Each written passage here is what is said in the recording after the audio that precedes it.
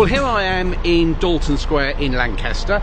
As you can see behind me is the monument to Queen Victoria that was put up here by the city of Lancaster, and around the base are bronze plaques of the worthies who were active during her reign and of course the British Lions. Now, back in Queen Victoria's reign is when the British military was at the absolute zenith of its power. The Royal Navy controlled the oceans of the world. The British Army was one of the finest fighting forces to be found anywhere in the world. Things have changed since then, of course. Successive governments over the past few decades have reduced defence spending, and so the Royal Navy is down to a fraction of the size it was in Victoria's time, and our army is much smaller as well. And yet the European Union is taking quite a different course. They are building up the military resources of the European Union.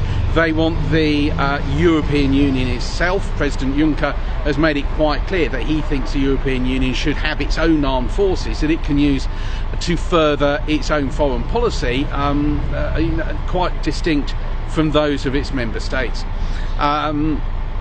The projection of military power is a key element in foreign policy. It is also a key part of building a country, and this reminds us that the European Union wants to turn itself into a country.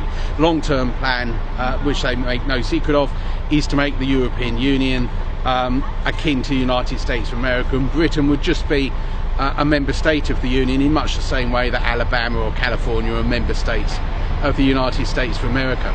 So when we come to the referendum on our membership of the European Union, it's important to realise this isn't actually a referendum between staying as we are or leaving to become an independent country.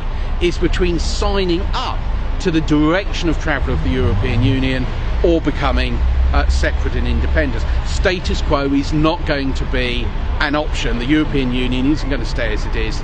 It's going to develop and change. Now, we all have our opinions on the British Empire, but certainly the idea that Britain would have an independent military, would have an independent foreign policy, is just simply not going to be the case under the blueprint the European Union is putting forward. That is yet another reason why I believe we should vote to leave the European Union.